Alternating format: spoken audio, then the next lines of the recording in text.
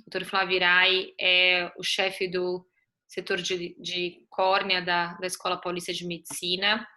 Antes disso, ele tem uma grande experiência em pesquisa. Ele ficou um bom tempo no John Hopkins, então fez o mestrado, o doutorado dele lá. Tem uma experiência com epidemiologia única, uma das pessoas que mais entende de epidemia no Brasil, fez parte do grande estudo epidemiológico de Wisconsin. Ele dá essa aula há muito tempo no nosso curso de metodologia científica, então aproveitem bastante. É uma aula bem didática. E além disso, eu queria agradecer o Flávio, eu tenho muito orgulho de falar isso, é meu sócio, então é um prazer enorme apresentar essa pessoa que é o Flávio Irai. Aproveitem muito a aula e, Flávio, muito obrigada pela pronta resposta quando a gente convidou você para dar aula nesse curso. Obrigado, Carol, Jaiter, a todos os amigos aí da SBG, né, Sociedade Brasileira do Glaucoma, em nome do amigo Augusto aí também, a turma toda, o pessoal do Glaucoma. Assisti a aula sua, Carol, assisti a do meu amigo João também, muito bacana. Ainda não assisti a do Jaiter, né, do outro colega lá de meta-análise, mas eu vou assistir também. Eu estou assistindo o curso porque eu estou curtindo, estou aprendendo bastante com vocês, viu? Tá? E deixa eu fazer meu compartilhamento aqui. Vocês só me confirmem aí que está saindo. Tá? Bom, quero agradecer novamente. Vocês me deram aí alguns tópicos aí para falar. Eu vou falar então de uma forma mais resumida, mas tentando juntar tudo isso daí para ver se a gente consegue fazer com que vocês entendam qual que é a ideia por trás de todos esses conceitos. É lógico que cada conceito desse cabe uma aula. Tá? São conceitos que nós utilizamos muito dentro da metodologia científica, quando a gente vai fazer, principalmente o desenho do estudo, né? A gente vai desenhar os estudos, nós precisamos pensar em tudo isso daí. E depois a gente usa bastante também quando nós fazemos as análises, né, dos trabalhos. Então, o Jaiter, Carol, toda a turma aí deve receber um monte de paper das revistas do mundo inteiro para fazer revisão, e a gente tem que ficar pensando em tudo isso daí, né? Porque são tópicos importantes, né? que acabam influenciando na metodologia. E a metodologia é o coração do estudo científico, né? E se você faz uma metodologia não muito adequada, os seus resultados são ruins. E se os seus resultados são ruins, a sua conclusão ela também vai ser ruim. E com isso você pode acabar tendo alguns problemas aí para defender aí as suas hipóteses, tá? Então, não vou ficar enrolando muito, porque senão a gente passa o tempo e Carol, Jaiter, vocês podem ir me cortando aí, viu? Vocês podem me cortando porque eu sou um ser meio perdido aí com o tempo, tá? Mas eu vou tentar falar dentro do tempo aí. Bom, para quem me conhece, a Carol falou, eu dou essa aula há uns 10 anos, umas 5 vezes por ano. Tá? Então, e não muda, porque o conceito é o mesmo há muito tempo e é esse conceito que a gente acaba aceitando mais quando a gente fala de ciência. Né? Então, esse é o meu grafiquinho clássico, né, que é o E e a setinha D, que é de exposição e doença. Então, essa é uma notação que os epidemiologistas usam muito. Então, quando eles começam um raciocínio, né, de alguma associação que eles vão estudar, eles começam a desenhar um monte de setinha por um monte de lado. Né? E o E é de exposição, como eu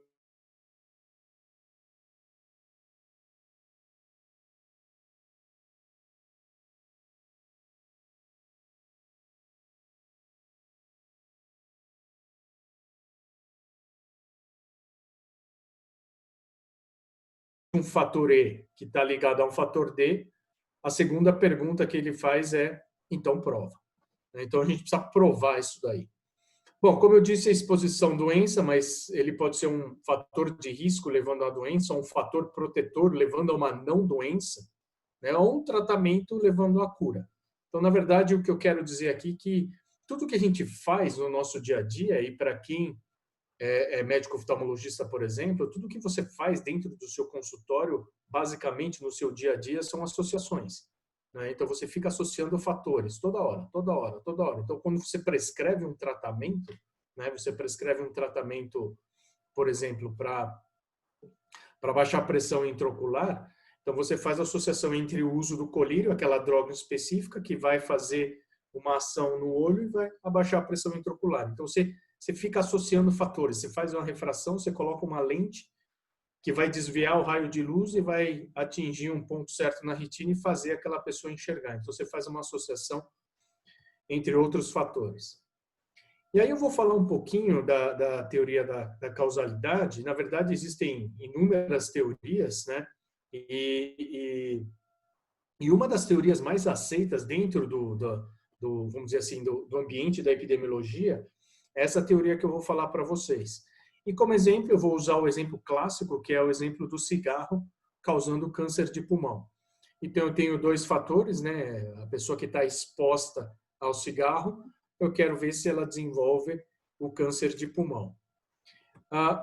E essa teoria, que é mais aceita hoje em dia, ela diz o seguinte, ela fala que para você comprovar que o cigarro é um fator de risco para câncer de pulmão, você precisa pegar um grupo de pessoas que fumam, seguir essas pessoas no tempo e observar quantas desenvolvem câncer de pulmão. E você precisa de um outro grupo de pessoas que não fumam, não fumantes, seguir essas pessoas por um tempo e ver também a proporção, a porcentagem de pessoas que desenvolvem câncer de pulmão. Tá? Só que essa teoria, ela fala o seguinte, ela fala que esses dois grupos, o de fumantes e não fumantes, eles precisam ser absolutamente idênticos. Tá? Então, são dois grupos que têm que ser absolutamente idênticos. O único fator diferente entre eles é o fator que você está estudando. Então, são grupos idênticos, inclusive no fator tempo. Então, eu brinco que se tem um Flávio aqui dando aula às 7 horas da noite na pós-graduação, precisa ter fumando, precisa ter um outro Flávio do meu lado às 7 horas da noite dando aula para pós-graduação não fumando. Então, a teoria diz isso. Você precisa ter dois grupos idênticos em todos os aspectos, inclusive o aspecto tempo, tá? E cuja única diferença é o fator que você está estudando. E com isso, se você observar, por exemplo, que entre os fumantes o índice de câncer de pulmão é de 20% e não fumantes 10%, você pode concluir que existe aí uma associação que pode até ser causal nesse caso, onde o câncer, quem fuma, tem 2 vezes mais chance de ter câncer de pulmão. Tá? E só para lembrar que esses números aqui são só números para ilustrar o exemplo. Tá? Isso aí não são números reais. Então, essa é a teoria. E essa teoria a gente chama de teoria contrafactual. No inglês, eles chamam de counterfactual. Então, se vocês começarem a estudar essa teoria, é uma loucura. Porque ela tem bases epidemiológicas, ela tem bases estatísticas, ela tem bases filosóficas. E aí, na verdade, eu falo de uma forma super simplificada. É mais para a gente conseguir entender o conceito. Tá? Como eu disse, isso pode funcionar como exposição doença, fator de risco doença, fator protetor não doença, mas essa associação a gente usa muito também para tratamento e cura. E aí o exemplo que eu dou, e é até em homenagem à turma do glaucoma aí, é você usar o maleato de timolol e comparar com um grupo placebo. Então a teoria fala, você precisa de um grupo utilizando o maleato de timolol e ver se você tem a diminuição da pressão intraocular. E tem um grupo exatamente idêntico em todos os aspectos. A única diferença aí é se ela está usando ou não o timolol. Então, são dois grupos idênticos, cuja única diferença é o fator que você está estudando. Então, você tem aí o timolol abaixando 30% a pressão, o placebo 10%, então quem está usando o timolol tem 3 vezes mais chance de abaixar a pressão. E aí você consegue comprovar essa associação. De novo, são números ilustrativos, isso não é real. Tá? Então, essa é a teoria. Tá? Essa teoria é uma teoria muito aceita hoje dentro, principalmente do mundo da epidemiologia. Tá? E essa teoria, ela fala que é isso, você precisa de grupos que são comparados. Você precisa ter esse grupo contrafactual. né? É lógico que, na prática, isso é impossível. Isso é uma teoria, né? Então, por isso que existe grupo controle. Então, a primeira lição aqui, quando a gente vai fazer um estudo e a gente precisa comprovar alguma coisa, o ideal é que se tenha um grupo comparador, né? Então, as pessoas perguntam, nossa, eu preciso do grupo controle? A resposta é sim. De preferência, você sempre precisa comparar as associações que vocês estão tentando comprovar. O problema é que nem sempre essa associação ela é simples, né? Não é sempre assim, vou fumar, vai dar câncer. Eu vou usar uma droga X e vai abaixar minha pressão intraocular. Vira e mexe, você vê um outro fatorzinho aqui que é o C, que a gente chama fator de confusão ou fator de confundimento, né? Que no inglês a gente chama de confounder. Então, esse é um terceiro fator que acaba entrando na jogada também. Então, eu falei da teoria, eu vou falar um pouquinho agora do fator de confusão. Isso é uma associação que é muito comum o pessoal comentar da cirurgia de catarata com descolamento de retina. E é bom que a gente está no meio de muitos oftalmologistas, que é um exemplo mais fácil de entender. Então, eu estava uma vez numa palestra e um dos professores lá do nosso departamento estava apresentando um paper epidemiológico, e nesse paper mostrava que quem tinha feito cirurgia de catarata tinha uma maior chance de descolar retina.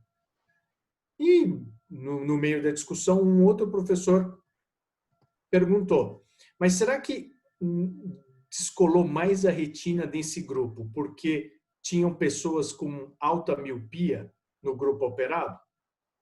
Aí todo mundo parou para pensar e esse professor virou e falou, Flávio, explica aí o que ele quis dizer. Então, na verdade, era isso. Tá? Se você está operando um grupo de pessoas e esse grupo de pessoas, ele, por algum acaso, tem alta miopia, eles vão ter uma chance maior de descolar a retina. E essa alta miopia pode confundir essa associação entre a cirurgia de catarata e o descolamento de retina. Ou seja, a alta miopia é um fator de confusão. Tá? E isso daí pode causar problemas na hora que você for fazer a sua análise e tirar as conclusões. Então, os fatores de confusão, eles confundem a associação. E eles devem ser medidos nos estudos porque eles têm que ser controlados durante a análise do estudo. Então, quando você vai fazer uma análise de estudo, você precisa controlar.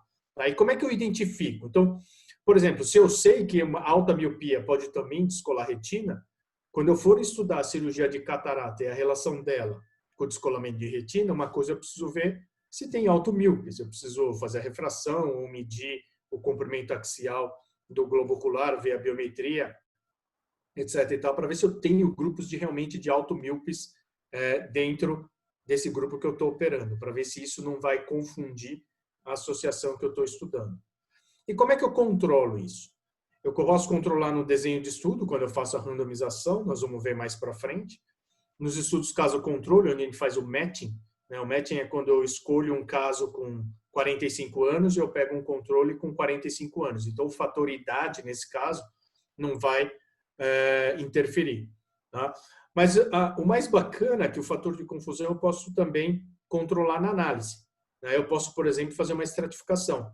Então, naquele meu exemplo que eu dei, né, da alta miopia, como é que eu posso controlar? Eu posso estudar a associação entre descolamento de cirurgia de catarata e descolamento de retina entre pessoas que têm alta miopia e separar das pessoas normais, que não têm alta miopia, que têm um comprimento axial ou alguma coisa fora da alta miopia.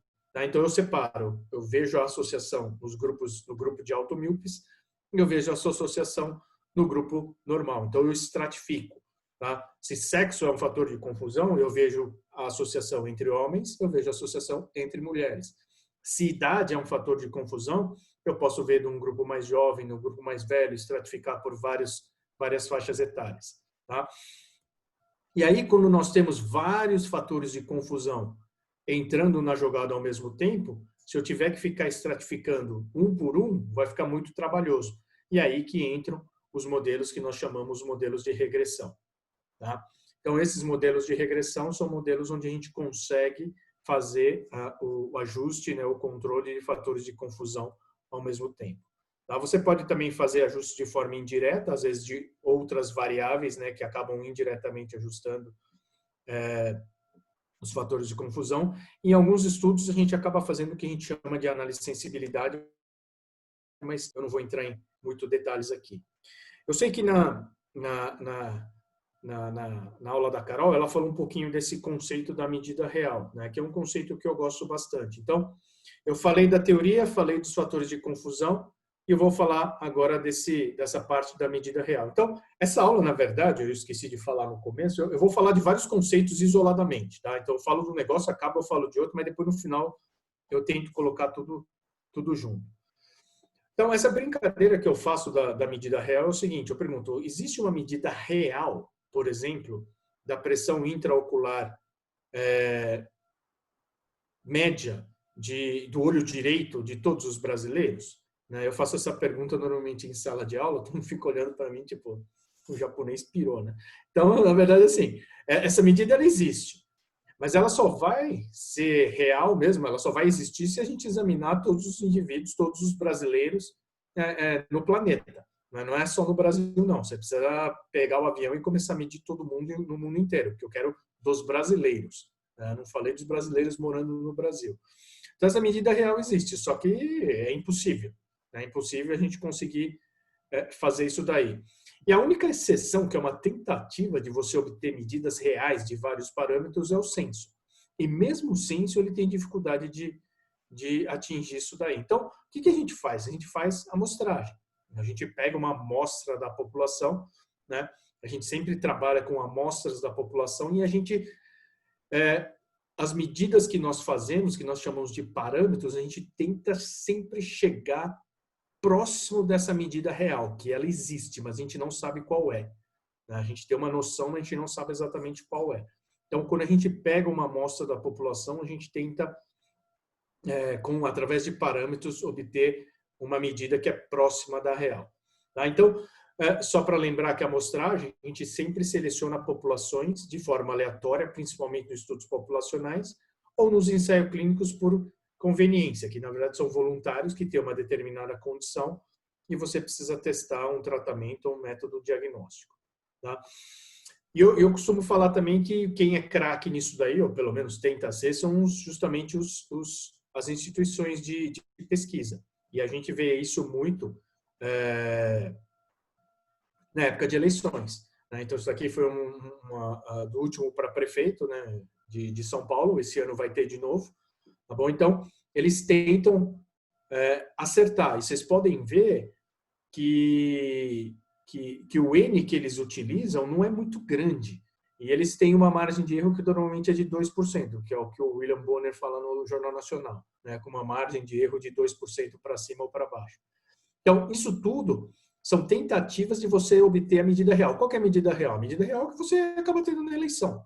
Às vezes erra, às vezes não acerta. Tá? E esse objetivo da gente ter essa mensuração correta é para capturar esse valor verdadeiro, ou mais próximo da medida real. Tá? E lembrar sempre que as medidas são frequentemente imperfeitas, então você tem que minimizar isso daí. Né? Por quê? Porque se você não medir as coisas corretamente, você tem o viés. Tá? Então, de novo, falamos da teoria, fatores de confusão, falamos da amostra, da medida real, agora eu vou falar sobre o viés. E o que é o viés? O viés é um erro. É um erro sistemático que é introduzido no estudo. É uma tendenciosidade. E aí, como consequência, o valor encontrado não é o valor verdadeiro. Então, lembra, eu estou querendo atingir um parâmetro, pegar um parâmetro cujo valor é muito próximo desse valor real. Mas se eu introduzir um viés, esse valor do parâmetro que eu vou encontrar, ele vai ficar cada vez mais longe desse valor real. Tá certo? Então, o viés é um erro. Então, a gente precisa realmente tomar cuidado e minimizar o erro. E o viés ele pode acontecer no desenho do estudo. Por isso que é importante planejar o estudo. E é por isso que a gente pega no pé de todo mundo fala. Senta com a turma que sabe de metodologia, discute a metodologia do estudo, estuda o assunto, veja quais são os fatores, quais são os dados que você precisa coletar. Ah, mas eu vou fazer todos os exames de todo mundo. Será que precisa? Né? Será que pode? Eticamente é correto? Será que não vai custar mais? Você não pode aí cortar um pouco do custo do teu estudo se você medir menos e medir certo? Tá certo? Então, no desenho do estudo é importante você planejar para você evitar o viés, o máximo que você puder evitar. E na condução do estudo, quando você estiver conduzindo o estudo, é importante você monitorar, né? Você tem lá o mascaramento que pode ser quebrado, a randomização que pode ser quebrado, então você tem que ir monitorando para o viés não acontecer, você não introduzir o viés no meio do estudo. Bom, e quais os tipos de vieses que existem? Existem inúmeros tipos de vieses. Tem viés com o nome de todo mundo aí. Então, você pegar o nome de alguém na plateia aí, você botar, você pode arrumar um viés com seu nome aí, se você quiser. Tá? Tem um monte de tipo. Eu gosto didaticamente de dividir os vieses em dois grandes grupos, que é o viés de seleção ou viés de informação. Eu acredito que a maioria dos vieses, grande maioria, eles estão embaixo desses dois guarda-chuvas. E sim, e são assim, os vieses mais importantes que você vai ter dentro da metodologia, eles são ou de seleção normalmente, ou viés de informação. Tá? Então, o viés de seleção, quando ele ocorre? Ele ocorre quando da seleção ou recrutamento de participantes do estudo. Tá? Então, por exemplo, no estudo transversal, você vai fazer um estudo transversal. Então, você vai tirar uma foto de uma população e você quer ver a prevalência de uma certa doença. Vamos pegar diabetes. Então, eu quero saber a prevalência de diabetes num bairro de São Paulo. Tá? O que pode acontecer? Você pode ter, por exemplo, pessoas que são mais doentes terem uma chance maior de participar do estudo, porque eles sabem que vai ter uma equipe médica lá. Quem não trabalha, não está fazendo nada em casa, fala, não estou fazendo nada mesmo, então eu vou ter uma tendência maior de participar também, quem tem mais tempo livre. Já ao contrário, quem trabalha já tende a não ir. Então você pode não ter uma população, vamos dizer, da faixa etária mais produtiva não participando do teu estudo. E aí você começa a selecionar. Você começa a selecionar as pessoas que participam do teu estudo. E aí você pode chegar a uma conclusão errada. Simplesmente porque as pessoas que você recrutou, que participaram do teu estudo, elas tinham uma tendência a ser mais doentes ou menos doentes, ou trabalhar ou não trabalhar, e isso pode afetar a prevalência da doença que você está estudando. Tá? No estudo caso-controle, por exemplo, o problema maior do estudo caso-controle, que é aquele estudo retrospectivo, onde você escolhe os casos e depois escolhe os controles para ver fator de risco, o problema é escolher controle. Caso é fácil, você define, eu quero casos com essa doença, você tem essa doença, você tem no meu estudo. E o controle, como é que eu vou escolher? Tá? Então, os controles, você tem que ter muito cuidado na hora de escolher. E eles devem representar a condição de exposição da população base. Tá? Então, uma forma boa de pensar é, se esse meu controle, ele desenvolvesse a doença que eu estou estudando, ele seria um caso meu? Se sim, provavelmente ele é um bom controle. Se não, ele não deve ser um bom controle. Então, você tem que tomar cuidado, e eu vou dar um exemplo clássico disso daí, tem que tomar cuidado, senão você pode introduzir um viés de seleção. Estudo de coorte, né, um estudo prospectivo, onde você tem um grupo de pessoas e você segue no tempo, você pode ter, por exemplo, perda de segmento. Isso acontece principalmente pela essa sobrevida seletiva, né? A gente chama de selective survival. Então, as pessoas morrem. Né? E se as pessoas mais doentes morrem com maior facilidade, você tende a ficar com grupos cada vez mais saudáveis. Né? Porque quem é mais saudável, teoricamente, vive mais. E com isso, você ter um grupo mais saudável e ter números aí que não correspondem ao que você está estudando, né? As prevalências, incidências de doenças que você está estudando. Então, tem que tomar cuidado. E, para finalizar, no ensaio clínico, né, que é o clinical trial, se ele não for randomizado, então você também pode ter um viés de indicação. Né? Você pode fazer com que as pessoas que sejam mais doentes tomem o medicamento que está sendo testado ou vice-versa. E aí você acaba selecionando as pessoas para os grupos que você quer. E aí, obviamente, os resultados que você vai obter não são os resultados mais adequados, né? O investigador pode tender a prescrever uma melhor medicação para, como eu disse, paciente em pior estado, ou até mesmo para um conhecido. Você é meu amigo, esse remédio é novo aqui, então você vai lá e toma esse remédio. Bom, em termos de viés de informação, o viés de informação ele ocorre quando da coleta de informações do estudo e quando você vai coletar o dado.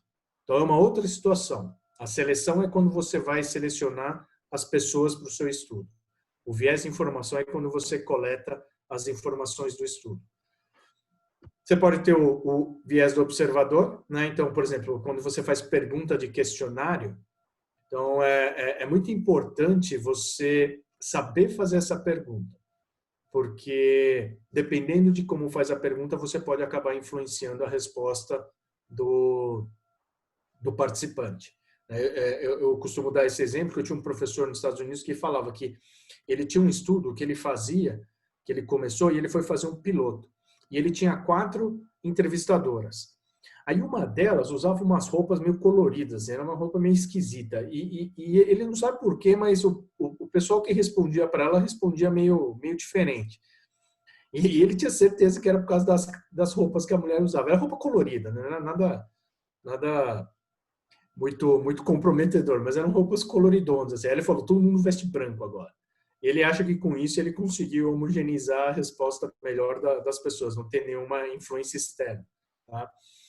E outra coisa do observador é quando você vai avaliar o desfecho do estudo. Então, você é o inventor de uma droga, né, revolucionária para glaucoma, por exemplo, e você faz o estudo e você mesmo examina as pessoas.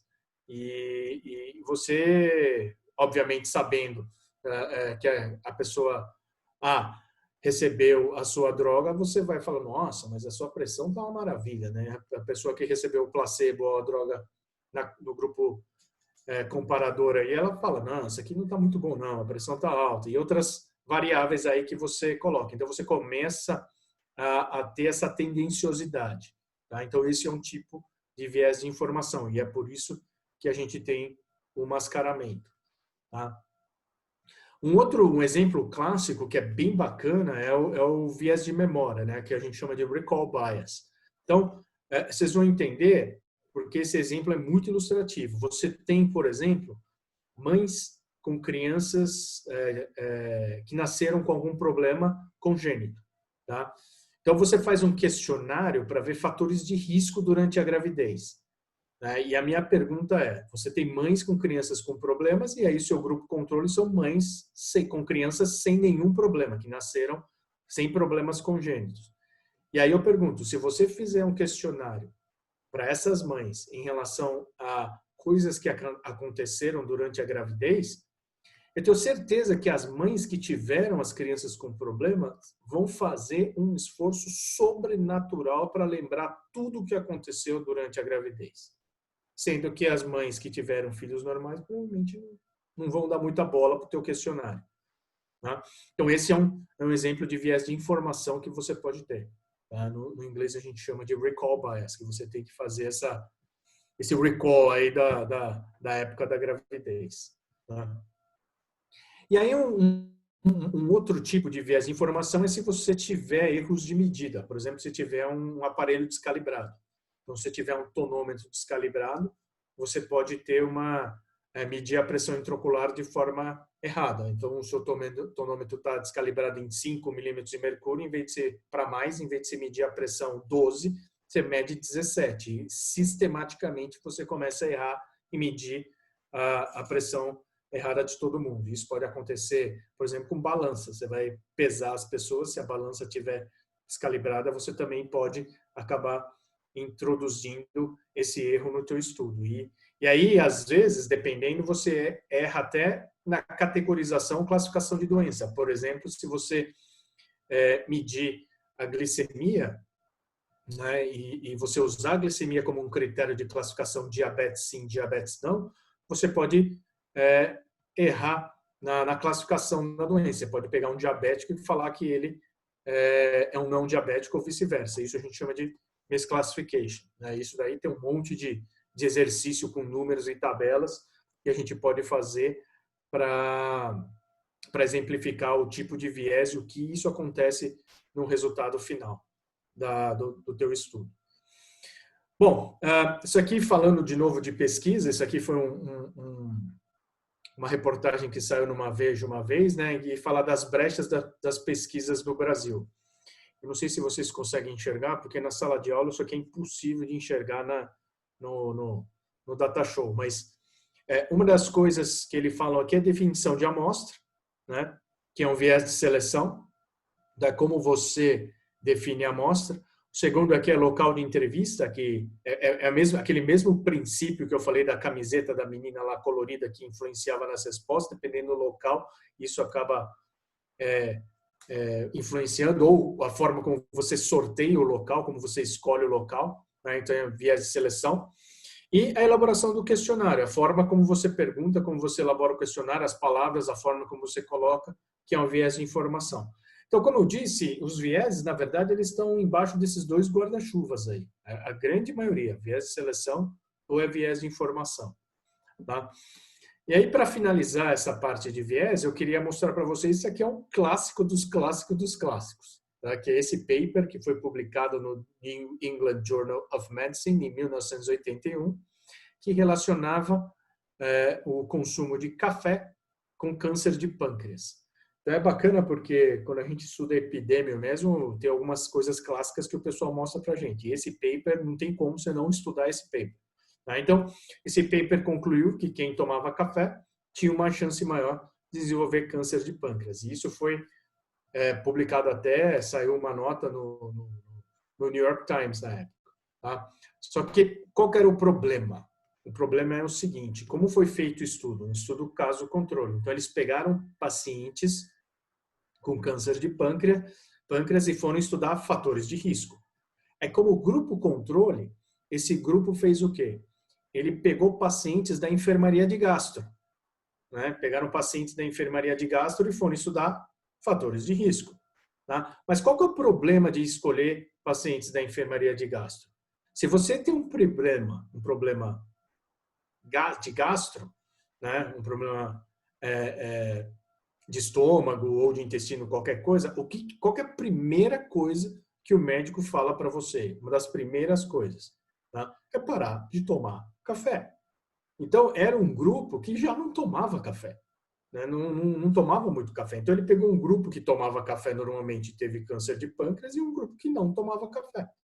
Então, isso aí foi um viés de seleção. A forma como ele escolheu o grupo controle fez com que ele concluísse o estudo de forma errada e foi publicado num dos melhores journals da medicina até hoje.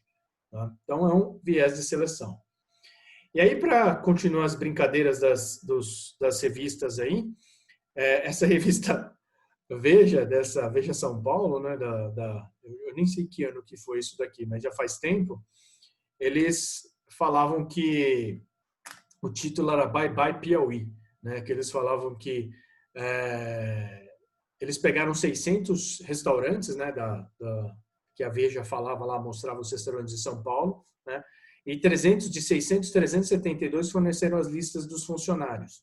Né, e eles viram que só 13% dos garçons nasceram em São Paulo ou na região da capital. E ele viu que o lugar que mais fornecia garçons era uma cidade, uma região que chamava Cocais, no Piauí. Então, eu falava que aí ele já generalizou, ele falou que todo garçom de São Paulo vinha do Piauí, tá certo? Aí, obviamente, como um bom epidemiologista, a gente vai forçar o que acontece. Na verdade, São Paulo não tem 600 restaurantes, eles têm 12,5 mil restaurantes, tá? Com 52 tipos de cozinha, 500 churrascarias, 250, e aí vai. Então, ele pegou um universo de pequeno, né, completamente enviesado, e concluiu que todo garçom vinha do Piauí. Tá? Obviamente, isso é uma brincadeira, mas é mais ou menos isso que acontece. Né? Você faz a seleção, acaba tendo uma coincidência lá do povo vindo de uma região do Piauí, e você tende a generalizar isso para o resto. Tá? Então, isso é mais um exemplo de viés de seleção. E aí, vamos lá. A gente fala que o ensaio clínico, vocês tiveram a aula do professor Jaiter aí sobre o ensaio clínico, que o ensaio clínico, na verdade, ele é o padrão ouro para você testar, por exemplo, medicamentos novos, né? Então, essas aulas que nós estamos dando de metodologia científica tá muito bom, a época está muito propícia, principalmente por causa do Covid, né? A ciência está muito em evidência, principalmente a metodologia, então está muito bacana.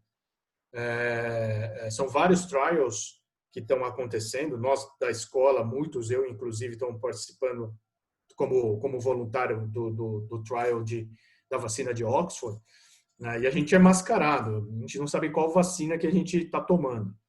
E a gente fala que o ensaio clínico randomizado, duplo mascarado, ele é o padrão ouro para você comprovar a eficácia aí de uma medicação. E aí eu gostaria de colocar agora, na verdade, todos esses conceitos juntos, né? E responder essa pergunta. Por quê? Então, como é que é o desenho de um clinical trial, de um estudo clínico? Então, você tem a população de estudo, né? Você tem lá os voluntários, lembra, é uma amostragem por conveniência, porque não tem como você sortear pessoas para um clinical trial, a pessoa precisa ter aquela condição que você está estudando, né? Então,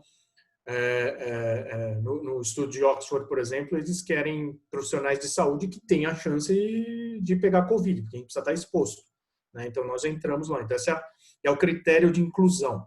Então, vocês colocam lá o critério de inclusão e tem os critérios de exclusão. Você fala, ó, você entra no estudo, mas pode ser que você não sirva por isso, isso, isso. Então, os critérios de inclusão e exclusão são justamente para isso, para você determinar a tua população de estudo. E aí entra a randomização. Você sorteia as pessoas para um grupo A ou para um grupo B, para um tratamento A, para um tratamento B. E você segue as pessoas no tempo, e aí você vai obter um resultado A ou um resultado B. Tá? Bom, o que acontece na randomização? E aí eu vou falar um pouquinho mais para frente sobre isso também. A randomização, ela evita o viés por indicação. Então não vai ter aquele negócio de, você é meu amigo, você está mais doente, então você vai tomar droga A. Eu não gosto muito de você, então você vai para a droga B. Você é um cara relativamente saudável, você vai para droga C. Então você já evita o viés por indicação. Então, lembra, viés a gente precisa evitar. Tá? Então a gente, tira o viés. A outra coisa que acontece, a gente faz um equilíbrio, a gente faz um balanço dos fatores de confusão. Existe um balanço dos fatores de confusão. Na verdade, é um equilíbrio dos fatores de confusão. Tá? Então, lembra que eu falei? Fator de confusão, você precisa medir. Tá? Você precisa medir. Então, se eu estou avaliando cirurgia de catarata e descolamento de retina, eu acho que alta miopia pode ser um fator de confusão, eu preciso medir, eu preciso saber quem é míope e quem não é míope na minha população. Se eu acho que sexo é um fator de confusão, eu preciso saber quem é homem e quem é mulher, certo? Mas quando eu faço a randomização, eu sorteio, a chance de eu ter uma população equilibrada dos dois lados, ou seja, uma porcentagem de homens e mulheres de um lado e uma porcentagem de homens e mulheres do outro lado, muito parecidos, é muito grande. Tá? Então, os fatores de confusão eles vão sendo equilibrados entre os dois grupos. E aí tem uma coisa interessante, a gente equilibra tanto os fatores mensuráveis como os não mensuráveis. Porque tem fator de confusão que é difícil da gente medir. Um exemplo, hoje a gente mede, mas é difícil medir a parte genética, o background genético. Tá? Então, ele pode ser um fator de confusão? Pode, mas eu não consigo medir, às vezes, de todo mundo. Né? Por questões práticas, por questões financeiras, eu não consigo ficar medindo tudo de todo mundo. Então, o fato da gente randomizar, a gente consegue equilibrar. O mascaramento. Então, quem recebe o tratamento e quem está fazendo o estudo não sabe o que está acontecendo. Tá? Ou quem está recebendo o tratamento. Por exemplo, eu que sou o que estou recebendo a vacina, eu não sei qual vacina que eu estou recebendo. A hora que eu vou falar dos meus sintomas, tudo, a pessoa que está me entrevistando também não sabe o que eu estou recebendo. Tá? Então, o mascaramento evita o viés do observador. Então, quem examina não sabe, não sabendo qual tipo de intervenção que foi feita, ele não vai influenciar no resultado, tá? E você, não sabendo o que você tomou, você também não vai acabar sendo influenciado para dar a resposta dos questionários. Óbvio, tem estudo que não tem jeito, tá? Então, se você vai comparar um procedimento X com um procedimento Y, que é uma cirurgia, por exemplo, não tem como, né? A maioria das vezes a pessoa vai saber que ela vai ser operada, tá? Então, tem alguns estudos, alguns casos específicos que não tem como, mas no geral é isso. Quando você faz esse mascaramento, você evita esses vieses aí, tá? Tanto do observador quanto sobre de quem realmente fala, do participante dando a resposta sobre sintomas, etc. e tal do estudo. Você tem a presença do grupo controle, então você tem o grupo comparador, tá? E você tem o fator temporal, né? Que isso é importante.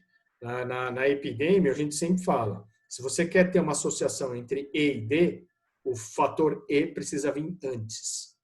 Tá? Ele precisa vir antes do fator D. Né? Não tem como você fazer isso, o fator vindo depois. Não tem como um fator de risco vir depois da doença.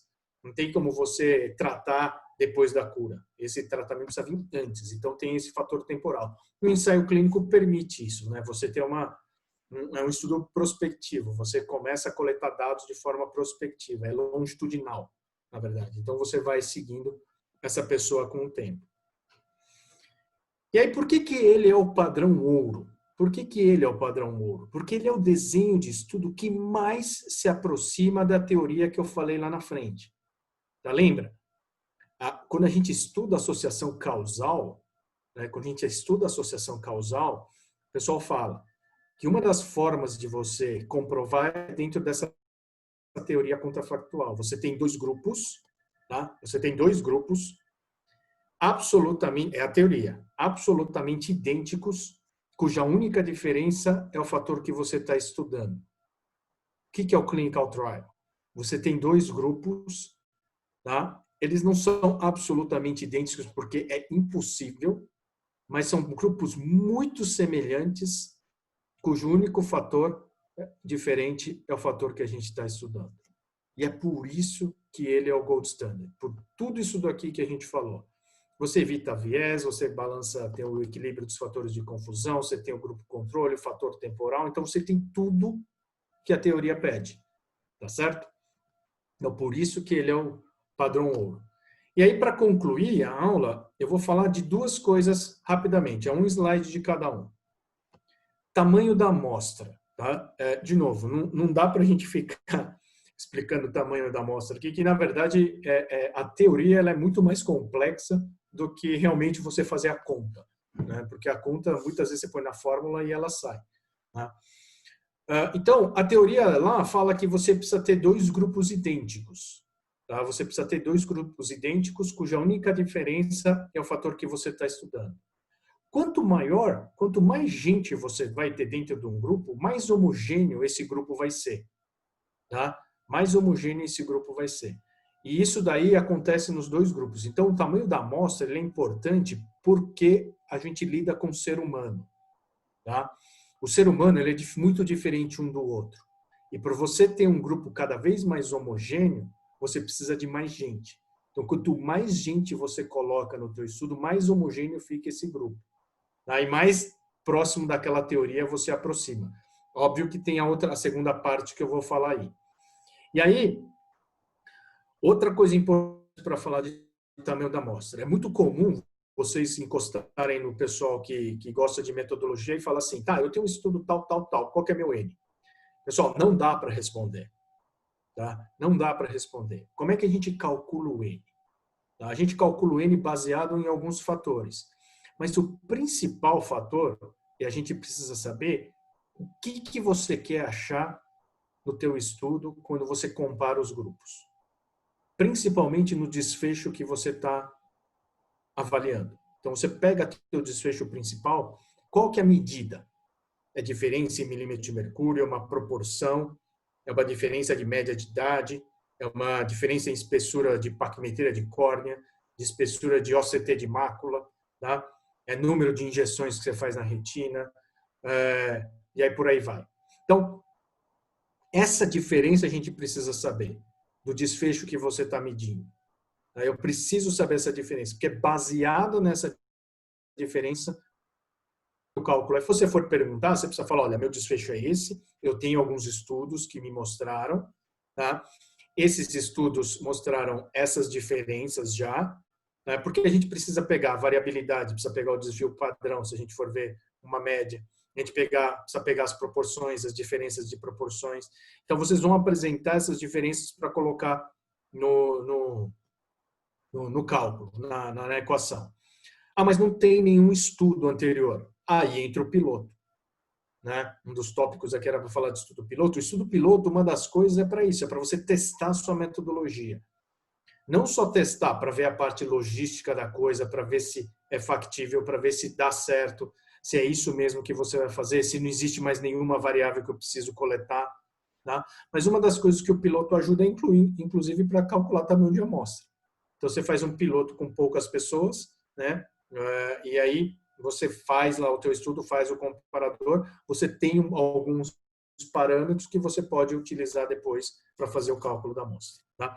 Só que isso tudo não adianta no ensaio clínico se você não randomizar. E eu brinco com as pessoas que a randomização do ensaio clínico é o segredo do sucesso. Tá? Porque isso que é o que garante que os grupos sejam muito semelhantes. Não tem outra forma. Não tem. Se você não sorteia as pessoas entre os dois grupos, você não aleatoriza, tá? Essa seleção das pessoas entre os grupos, você não tem jeito. Você pode cair num viés. E mesmo randomizando, você pode ter um desequilíbrio ao acaso. Tá? O acaso é uma coisa que a gente nunca pode ignorar. E mesmo fazendo uma melhor randomização do mundo, ao acaso, você pode ter um desequilíbrio entre os grupos. Isso pode acontecer. Tá? Então, a randomização é o que garante a teoria, que ela tenta garantir que os grupos sejam muito semelhantes, cujo único fator é o fator que a gente está estudando. E como a gente randomiza? Tá? O ideal é sempre utilizar um método reprodutível. Você sabe que os estudos, eles precisam ser reprodutíveis. Então, se você faz um estudo no Brasil, é esperado que você consiga fazer um estudo na China e que tenham resultados semelhantes. A não ser que a parte cultural, nem é cultural, mas principalmente a genética, seja uma coisa muito diferente. Tá? Mas partindo de que todo mundo é ser humano, né? Então a base biológica ela deve ser a mesma. Então a gente espera que você encontre esses resultados muito semelhantes. Então precisa ser reprodutível. E hoje acredita que inclusive a randomização ela precisa ser reprodutível. E uma das formas melhores para se randomizar hoje é utilizando tabelas de randomização. Né? Então os softwares estatísticos, Stata, SPSS, SAS, eles geram essas tabelas. Você precisa saber o tamanho da amostra, né? Você coloca a estratégia de randomização, simplesmente faz a programação, aperta o botão, você vai a tabela com toda a sua sequência. Fala, ó, o primeiro que você pegar vai para o grupo A, o segundo vai para o A também, o terceiro e o quarto vão para o B, o quinto vai para o A de novo, o sexto para o B e assim por diante. E aí ele coloca dentro do tamanho da amostra que você quer. Tá? E aí cai aqui de novo. Né? Então, é importante nós entendermos esses conceitos para a gente desenhar o estudo. É lógico que vocês fazem diversos tipos de estudo durante a pós-graduação. Vocês podem trabalhar com estudo de bancada, em laboratório, com animal, com célula, ou só com reagente químico, né? Ou com algum material. Alguns fazem estudos clínicos com paciente, mas faz um estudo transversal, o outro faz um estudo caso-controle, outro um coorte, um ensaio clínico. Não é todo mundo que faz. Tá? Mas a teoria do ensaio clínico ela é muito importante porque ela solidifica todos esses conceitos isolados que nós temos que são importantes dentro da metodologia. Tá? E uma vez vocês entendendo esses conceitos de viés, dos fatores de confusão, né, da importância do grupo controle, da importância do fator temporal, né, e tudo isso daí junto você consegue desenhar o teu estudo de uma forma melhor, né, tentando tapar todos os buracos. Não existe estudo perfeito, não existe. Todos os estudos têm alguma, eu não diria falha, mas tem alguma coisinha que você pode criticar. Existem estudos lindos, existem estudos assim, que são muito ruins mesmo. né? Mas o que vocês precisam realmente tentar é fazer com que o seu estudo seja o melhor possível para justamente evitar críticas lá na frente. E não só críticas, mas principalmente porque o seu resultado seja válido, né? E sua conclusão seja válida. As críticas vêm porque não tem jeito, você coloca diante de uma pessoa de fora para avaliar, ela vai tentar justamente achar esses buracos aí, tá? Onde você teve viés, onde você não controlou fator de confusão, o porquê disso, o porquê daquilo, tá? E é mais ou menos isso que eu queria falar para vocês. Eu não sei se eu estourei muito meu tempo aí, tá bom? E se tiverem qualquer dúvida também, podem mandar e-mail para mim aí. E eu não sei se vocês querem fazer alguma pergunta para mim, mas eu estou à disposição também. Acho que foi excelente, Flávio. Muito obrigada. Acho que você sedimentou bastante termo que a gente usou nas aulas passadas. Foi bem esclarecedor. Acho que a gente pode deixar as dúvidas para o final, né, Jaiter? Já que a gente está um pouquinho adiantado na hora. E aí, quem quiser pode usar o chat ou pode levantar a mão que o Ricardo depois abre o microfone, tá bom? Muito obrigada, Flávio. Muito bom. Obrigado, viu? Obrigado, gente. Obrigado, viu, Jair? Obrigado pelo convite. Um prazer, foi ótima aula. Uma sugestão para todos que estão assistindo é voltar na aula da Carol e voltar na minha aula depois da sua aula e do professor Luiz e tentar aplicar o que está sendo falado aqui hoje, lembrar e juntar um pouquinho os pedacinhos com o que foi falado das estruturas das duas aulas prévias aí. Muito bom, muito bom. Isso é legal. Isso é bem legal. Obrigado, viu, gente? Eu tô por aí. Obrigadão. Assistir a aula do Luiz. Bom, agora a gente vai convidar o Dr. Luiz Alberto. O Dr. Luiz Alberto também é lá da Unifesp, é chefe do glaucoma da Escola Paulista de Medicina. Também dá muitas vezes essa aula no nosso curso de metodologia. Deu quando era aluna, continua dando aí nos últimos anos, é uma aula excelente. O Dr. Luiz também tem uma experiência assim, unânime em estatística, em epidêmio, bastante coisa para acrescentar aí para vocês. É uma das pessoas, aliás, o Luiz e o Flávio que estão aqui hoje são as pessoas que eu sempre recorro quando tenho dúvidas de estatística. São pessoas bem acessíveis e muito inteligentes e muito experts no assunto. Espero que vocês aproveitem aí, pessoal. Obrigado, Carol, pelas palavras. Obrigado pelo convite a você, ao Jaita. Obrigadão, ao Jaita. Flávio, eu assisti sua aula, então você trata de assistir a minha aula também. Você tem isso também. Então tá bom, deixa eu compartilhar aqui a tela. Tá, tô de olho. Então vou aqui compartilhar aqui a tela, gente. Qualquer coisa que acontecer diferente é só avisar que a gente tenta acertar aqui. Tá aparecendo, tá ótimo. Só clicar na modo apresentação. Pronto, acho que agora já foi para o modo apresentação, né? Então, a Carol e o Jaiter pediram para a gente comentar sobre noções de estatísticas descritiva e inferencial, né? Logo quando a Carol tinha mandado o título para mim, era estatística descritiva e inferencial. Eu digo, pelo amor de Deus, Carol, 30 minutos não dá para falar isso aí, não. Coloca noções só para poder a gente tentar resumir aí e dar a parte básica, né? Senão não tem a menor condição de dar em 30 minutos isso. Mas a gente vai resumir de uma maneira adequada, né? Então, a gente vai falar hoje sobre população e amostra, os tipos de dados, as escalas de mensuração, análise descritiva, análise inferencial, e Carol e o Jaita pediram para comentar sobre gráficos, né? Então, a gente vai falar algumas coisas sobre gráficos, né? Então, a primeira coisa, já facilitou muito o que o Flávio comentou, né? Que é a história de população e amostra. Quando a gente está fazendo um trabalho, em geral, a gente não pega a população, a gente pega uma amostra de uma população, né? Então, se a gente está fazendo um trabalho sobre glaucoma, você não está imaginando que vai resumir. Você não quer que os seus resultados fiquem restritos somente àquela sua população, àquela sua amostra, né? Você quer que aquele resultado daquelas pessoas que você fez sejam válidos para uma população, né? Para um N maior, que interessa para todo mundo, tá? Então, o ideal para isso é que sua amostra seja aleatória da população de interesse, né? Então, se o seu interesse for pacientes com glaucoma primário de ângulo fechado, então você vai pegar uma amostra de pacientes aleatória glaucoma primário do ângulo fechado. Isso seria o ideal, né? O gold standard da história, tá? E alguns outros conceitos que a gente precisa ter, e agora sim, para a parte de análise mesmo, estatística, é saber classificar os dados. Então, a primeira coisa que a gente tem que ver é o seguinte, quando a gente está diante de um dado, ele é número ou ele não é número? Se ele não é número, a gente vai dizer que a variável é categórica ou qualitativa, né? Sinônimos aqui. Se ele for número, então aquilo que você está estudando, aquele dado é um dado numérico ou quantitativo. Tá? E dentro dos dados que não são numéricos, são categóricos, a gente pode separar e deve separar em duas divisões. Né? Uma divisão aqui chamada de dados categóricos nominais. O que é o dado categórico nominal?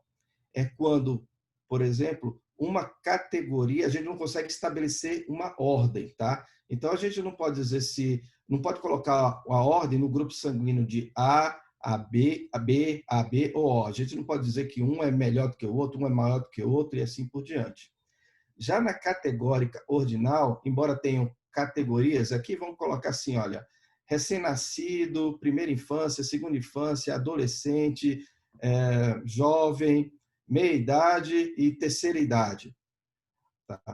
A gente colocou algumas categorias, como eu mencionei, desde recém-nascido até a terceira idade. E a gente pode colocar uma ordem nessas categorias, é diferente do nominal. Por que isso é importante, gente? Porque quando a gente for fazer a análise, a depender do tipo de categoria que caiba os nossos dados, vai ser um tipo de análise ou outro tipo de análise.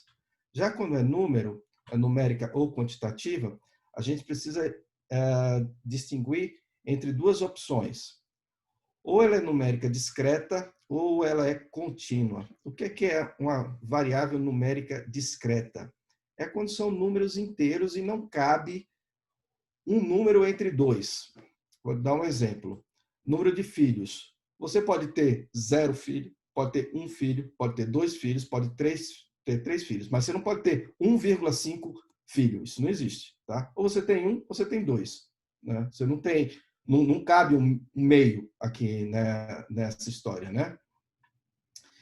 Já para a variável contínua, então, como o próprio nome diz, ela é contínua no sentido de que entre dois valores sempre pode caber um terceiro. Então, se a pessoa tem 30 quilos, outra pessoa tem 31 quilos, a gente pode ter uma pessoa entre 30 e 31? Pode ter uma pessoa com 30,5 quilos. E entre 30 e 30,5 pode ter? Pode ter 30,2. E você pode colocar entre dois números, você sempre consegue colocar um número no meio. Aí a variável é dita contínua. Isso vai interessar para o tipo de análise que vai ser feito. E uma situação também especial em relação ao tipo de dado que a gente tem, eu trouxe aqui porque é muito comum para a área que a gente atua, que é a parte de glaucoma, é dado censurado. Então, quando a gente faz uns estudos, especialmente longitudinais, e a gente, às vezes, perde o segmento do paciente, ou o paciente falece, mas a gente tem os dados até aquele momento que a gente perdeu o segmento do paciente ou que ele faleceu. Então, esse dado que a gente não tem completo, vou dar um exemplo para ficar claro. Eu faço um estudo sobre a sobrevida de uma trabeculectomia. Então, eu faço uma cirurgia, uma trabeculectomia, e coloco lá como critério de falência da trabeculectomia se a pressão ficar maior do que 15 milímetros de mercúrio. E vou acompanhando os pacientes ao longo do tempo. Então, no começo está lá 8, 10, tal, e vou acompanhando. A gente sabe que a trabeculectomia tende a falir com o tempo. Alguns pacientes a gente vai voltar em visita, a gente vai medir com 6 meses, deu 18. Epa, então faliu. Só que alguns pacientes com 3 meses estavam em 12, e depois de 3 meses, com 4 meses, o paciente faleceu. Então, você não tem a medida dele quando ele faliu. Você tem a medida dele quando ele não está mais vivo, você não obteve mais a medida. Você tem um dado que ele foi censurado. Você sabe que até 3 meses não houve falência, mas o que aconteceu a partir de 3 meses você não tem ideia. A mesma coisa quando o paciente, por exemplo, perde o segmento, né? O que não é incomum em estudos longitudinais, especialmente quando é longitudinais, vamos dizer assim, com um follow-up mais longo. Então, dado censurado é um dado que a gente não tem, sabe o que aconteceu até um determinado momento, e esse momento pode ser para antes ou pode ser para depois, né? Só que aqui normalmente a gente lida com momentos para depois. Mas você consegue aproveitar esses dados até aquele momento, a última vez que você coletou aquilo. O que aconteceu depois você não sabe, mas você consegue aproveitar os dados daquele paciente, tá? Então, isso vai dar origem a toda uma classe de análise estatística chamada de análise de sobrevivência, ou análise de sobrevida. E aqui vamos para as escalas de mensuração, tá? Que é parecido com o que a gente falou de dados. Então, na escala de mensuração das variáveis categóricas, elas podem ser nominais, como a gente colocou lá o exemplo de grupo sanguíneo. Tá? Elas podem ser ordinais, como a gente colocou aqui a faixa etária, digamos assim, né, dos pacientes. Elas podem ser numéricas intervalares. O que é uma numérica, uma variável numérica intervalar? É que existe sentido entre, por exemplo, entre 0 e 10, tem uma diferença de agitação de moléculas na temperatura que é semelhante à diferença de agitação das moléculas de 10 para 20 graus Celsius, por exemplo. E a gente diz que ela é intervalar quando o zero não significa o zero absoluto. A gente pode ter valores abaixo de zero, tá? Então, a razão, a divisão entre uma coisa e outra não vai fazer sentido, mas a diferença vai. De menos 10 a 0 é a mesma coisa em termos de agitação de moléculas, que é o que dá a temperatura, de 0 a 10. Bom? Mas eu não posso dividir, por exemplo, 10 por 0. Tá? Ou dividir menos 10 para menos 20 não é a mesma coisa de menos 20 para menos 30. Por quê? Isso é para diferenciar de uma outra escala de mensuração chamada de razão. Aqui eu digo que o peso de 40 quilos é o dobro de 20 quilos, o peso de 80 é o dobro de 40, e a gente tem um zero. 0 quilo é um zero absoluto. Você não pode ter um indivíduo ou qualquer coisa pesando menos 10 quilos. Não existe. Tá? Enquanto, por exemplo, temperatura em graus Celsius, você pode ter menos 10 graus e tudo bem. Tá? Isso é o que vai fazer a diferença. Então, na razão, tanto o intervalo quanto a divisão, por isso o nome de razão, faz sentido. Na intervalar, só a diferença aqui faz sentido. Tá? Na ordinal, a gente tem uma ordem que faz sentido, embora a gente possa até atribuir números, mas esse número ele não vai ter sentido por ele mesmo. Eu posso dizer que o recém-nascido é 1, o adolescente é 2 e o indivíduo da terceira idade é 3. Mas a distância de 1 para 2 não é a mesma distância de 2 para 3 nesse caso. Tá? É isso que vai caracterizar uma variável ordinal, tá? E não o que vai diferenciar de uma variável numérica. De novo, por que eu estou comentando isso? Porque a análise, tanto descritiva quanto inferencial, vai depender da escala de mensuração que a gente está vendo dos dados. Tá? Então, de uma maneira clássica, a gente divide a análise em descritiva ou inferencial. Tá? O que é a análise descritiva? É você descrever a sua amostra. Tá? Então, a gente vai ver como é que isso se faz. O que é a análise inferencial? É você, a partir da sua amostra, ou das suas amostras, inferir algo sobre a população, de onde veio aquela amostra. Daí a importância da amostra ser aleatória em relação à população, para poder essa análise inferencial fazer sentido. Então, vamos pegar aqui um exemplo de análise descritiva. Então, eu coloquei aqui uma população, e aqui entenda a população como todos os valores de interesse. Tá? Então, eu tenho aqui a pressão intraocular, que eu coloquei de 25 até 35. Então, sexo masculino ou feminino, se o indivíduo fuma ou não fuma, e o índice de massa corpórea. Se o indivíduo é normal, se é sobrepeso ou se é obeso. Cada linha dessa é um indivíduo. Então, aqui é um indivíduo que tem pressão de 25, do sexo masculino, que fuma e que tem um IMC normal. Vamos aplicar os conceitos que a gente viu antes. Que variável é essa? É uma variável numérica, né? E que escala de mensuração aqui? Razão, porque o zero de π é zero, não tem menos 10 milímetros de mercúrio, isso não existe. Então, zero de π é zero, a razão faz sentido. Que variável é essa aqui? Sexo, masculino ou feminino? Nominal, né? Você não pode dizer se o masculino, colocar ordem, masculino é mais do que feminino, feminino é mais do que masculino. Fumar sim ou não? A mesma coisa do sexo. Né? E dentro das nominais, quando a gente tem somente duas categorias, a gente diz que ela é dicotômica, né? Recebe um nome especial. E o IMC nesse formato que eu coloquei aqui, não no formato da fórmula, né?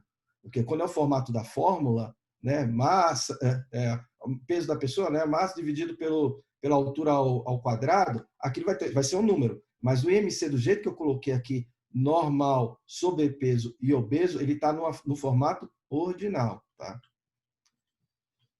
E aí, dessa população, eu peguei uma amostra aleatória. Então, eu peguei alguns indivíduos aqui, a gente vai trabalhar um pouquinho em cima disso para poder falar sobre o básico de análise descritiva. Então, eu peguei aqui 4 indivíduos dentro dessa população. Eu fiz uma seleção aleatória desses indivíduos da população. Então, em cima desses indivíduos da população, a gente vai poder fazer algumas análises descritivas. Quando os dados são categóricos, o que é que tem categoria aqui? Sexo, fumo e MC. A gente vai ver quais são as medidas apropriadas para isso. Quando os dados são numéricos, aí a gente vai ter outros tipos de análise descritivas, que vai ser uma medida de tendência central e uma medida de dispersão. Então, quando o dado categórico a gente vai utilizar uma frequência, a gente pode fazer isso em frequência absoluta ou uma frequência relativa. Então, sexo masculino, quantos indivíduos tem no sexo masculino na nossa amostra? 1. Qual é a frequência relativa? 25%. Feminino, qual é a frequência absoluta? 3. Qual é a frequência relativa? 75%. Mesmo raciocínio em relação ao fumo, mesmo raciocínio em relação ao índice de massa corpórea, que aqui eu coloquei em uma categoria ordinal.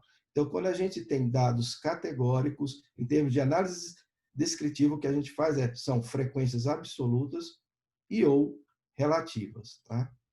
Já quando a gente tem dados numéricos, e aqui a gente tem o exemplo da pressão intraocular, a gente vai fornecer uma medida de tendência central. O que é a medida de tendência central? Qual é a medida dentro daquelas vários dados que a gente coletou que indica o centro daquilo? Então, aqui, se a gente pegar 28, 30, 30 e 32, a gente vai imaginar, olha, o centro, pela média, o que é a média? Pegar todos, a aritmética simples. Pega o 28, soma com 30, soma com 30, soma com 32 e divide pelo N, divide por 4. Então, a gente vai achar 30. A gente tem a mediana. O que é a mediana? É o valor que metade da amostra está abaixo, metade da amostra está acima, que no caso é 30. O que é moda? É o valor mais frequente. Então, 28, 30, 30, 32, o valor mais frequente é 30. Então, na hora que a gente faz um estudo ou que vai ler um estudo, o autor vai lá e vai colocar uma medida de tendência central. Em geral, vai colocar uma média ou uma mediana. A média e a mediana, elas coincidem quando a distribuição dos dados é simétrico, né? Então, e dentro da distribuição simétrica, a gente tem algumas distribuições, por exemplo, a distribuição normal ou a distribuição de Gauss, tá? Mas, sendo simétrico, a média e a mediana coincidem. Sendo assimétrico a distribuição, ou seja, tem muitos valores maiores ou menores, então vai ser uma simetria para a esquerda, uma simetria para a direita, a média e a mediana não coincidem. E aí, em geral, quando a distribuição dos dados é assimétrico, a gente vai preferir utilizar uma mediana do que uma média, porque a mediana reflete mais o ponto de tendência central, a medida de tendência central. E vamos para algumas observações aqui. Quando você tem um indivíduo que tem com a pressão de 28, outro com 30, 30 e 32, basta pegar uma modificação em valores no extremo que a gente vai modificar a média. Então, bastou um indivíduo, em vez de ser aquele 32, ser 44, que a média que saltou de 30 foi para 33, enquanto que a mediana e a moda não se alteraram. O que é que significa isso? Quando a gente tem valores, às vezes, com outliers, né, eles têm uma influência muito grande em cima da média, mas praticamente não vai ter influência sobre a mediana e sobre a moda. Tá? Sempre que a gente tem uma medida de tendência central, a gente vai ter que agora dizer qual é alguma medida de dispersão, né, para saber quanto está espalhado esses números aqui. Uma coisa é de 28 para 32, outra coisa é vir, por exemplo, de 15 para 50. Tá? Então, vamos ver quais são o que é que a gente pode utilizar de estatística para poder indicar essa dispersão. Primeira coisa que pode vir à mente é, vou fornecer o menor valor e o maior valor, o mínimo e o máximo, então é 28 e 32. A gente pode dizer também fazer a diferença do máximo pelo mínimo, então chama amplitude, vai ser 4. A gente pode fazer uma contazinha e verificar a variância, né? Então, existe uma conta que pega cada valor, subtrai da média, né? Soma esses quadrados, depois divide pelo n ou pelo n menos 1, se for a população ou a amostra, a gente tem a variância, que é 2,7. A gente pode extrair o raiz quadrada dessa variância, a gente vai ter o desvio padrão, que é 1,6.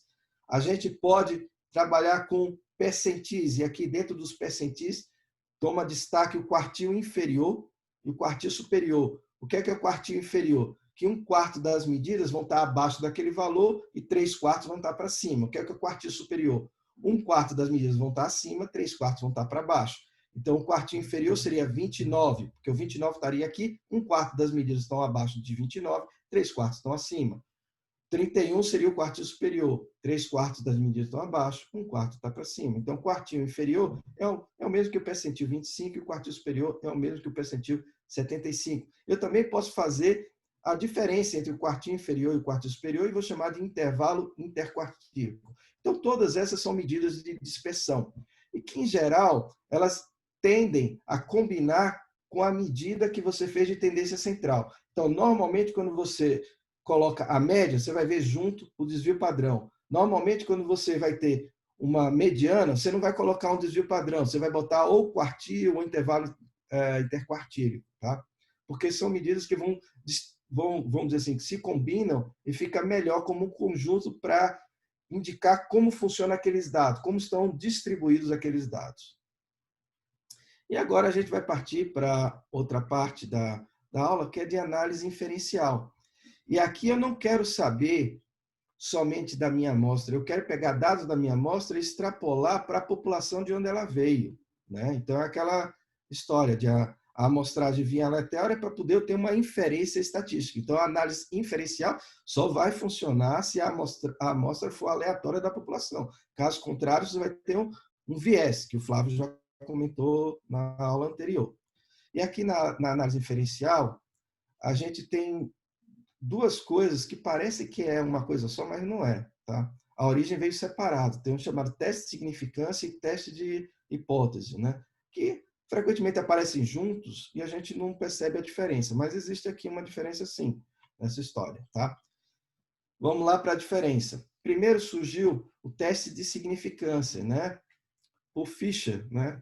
Então, Sir Ronald Fisher, britânico, foi lá e falou o seguinte: a gente constrói uma hipótese e a gente vai ver, de acordo com os dados que a gente tem, o quanto ele está próximo ou longe daquela hipótese. E qual é essa medida para dizer o quanto ele está próximo ou longe? É o valor de P. Tá?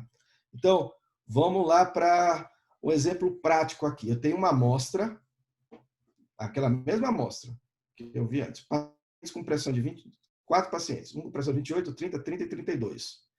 E a hipótese que eu estou fazendo, eu posso inventar a hipótese que eu quiser. A hipótese que eu estou tendo é que a média da PIO na população é 29. Lembra? Eu estou com uma amostra aqui.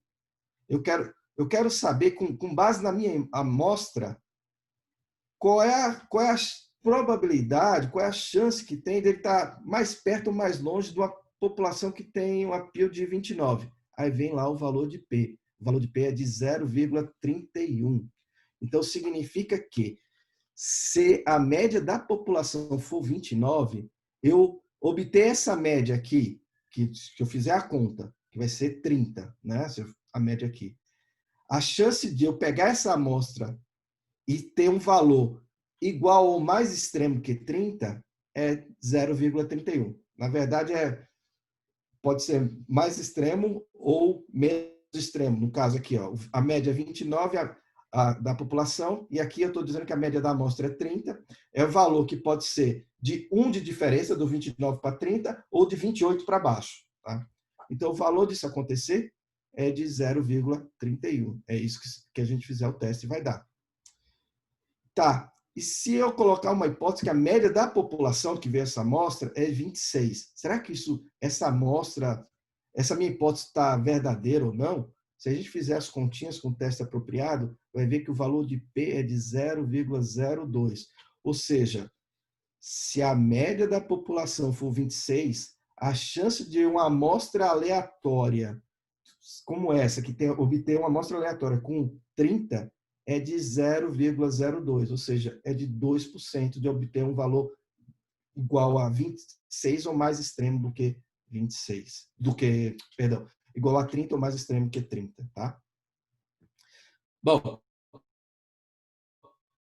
então a gente viu uma parte, que é o teste de significância. Agora a gente vai vir a outra parte que é mais empregada, que é o teste de hipótese, que aí sim, é o que a gente vê na prática, que é assim, quando o P fica menor do que um determinado valor, a gente muda a hipótese que a gente acredita mais, tá? Então, o teste de hipótese, a gente vai ter uma hipótese nula, vai ter uma hipótese alternativa e vai ter um nível de significância. Esse nível de significância é que a gente vai estabelecer a priori, que em geral, na medicina, a gente adota o 0,05 ou 5%. E diz, olha, se o P for abaixo desse valor, eu vou mudar a minha hipótese. E que hipótese é essa? A gente tem duas hipóteses, uma hipótese nula e uma hipótese alternativa. Quando o P fica abaixo de 0,05, e esse nível de significância é dado pelo pesquisador, que em geral emprega esse valor, algumas vezes você pode variar esse valor, mas quando fica abaixo desse valor, a gente vai mudar, vai dizer, não, eu rejeito a hipótese nula e fico com a hipótese alternativa. Se, na verdade, o P der mais alto do que o valor que a gente estabeleceu como nível de significância, então P deu lá, no resultado deu 0,20, a gente deixa de rejeitar a hipótese de nulidade, fica com ela. A gente não abraça a hipótese alternativa. Então, por que tem esse nome de hipótese nula, né? Hipótese alternativa? Por causa disso aqui, olha. Hipótese nula aqui, que eu vou dar um exemplo. A média da PIO de fumantes na população é igual a de não fumantes. Então, aqui a gente tem fumo sim, fumo não, fumo sim. A gente tem a pressão e só tem esses 4 indivíduos aqui para poder fazer. E lembra, a hipótese é para a população, não é para a sua amostra. Porque para a sua amostra não existe, você não precisa calcular P. Você já está com todos os valores, você vai dizer se é maior ou não é para a sua amostra.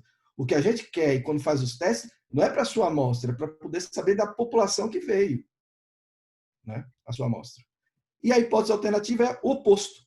Então, se a hipótese nula é que a média da PIO de fumantes na população é igual a de não fumantes, a hipótese alternativa é que a média da PIO de fumantes na população é diferente de não fumantes. Se a gente fizer isso aqui, transformar isso um pouquinho em matemática, quando eu digo que a média de uma coisa é igual a outra, é o mesmo que eu dizer que a média da PIO de fumantes menos a média de PIO de não fumantes é 0. Daí é que vem a história do nula, tá? Então, se uma coisa é igual a outra, se eu subtrair uma coisa da outra, dá 0. E se uma coisa é diferente da outra, se eu subtrair uma coisa da outra, vai ser diferente de 0. Então, em termos matemáticos, a hipótese de nulidade é média da PIO de fumantes menos média da PIO de não fumantes é 0. A hipótese alternativa é média da PIO de fumantes menos média da PIO de não fumantes é diferente de 0. E aí, quando eu fui fazer um teste, empreguei um teste apropriado para isso, deu um valor de P igual a 0,86. E eu disse no meu estudo que o nível de significância que eu iria adotar é 0,05. Então, no caso, quando deu P, deu acima do 0,05, deu 0,86, eu não tenho condições de rejeitar a hipótese de nulidade, então fico com ela, tá? Então, eu não vou abraçar a hipótese alternativa, ok?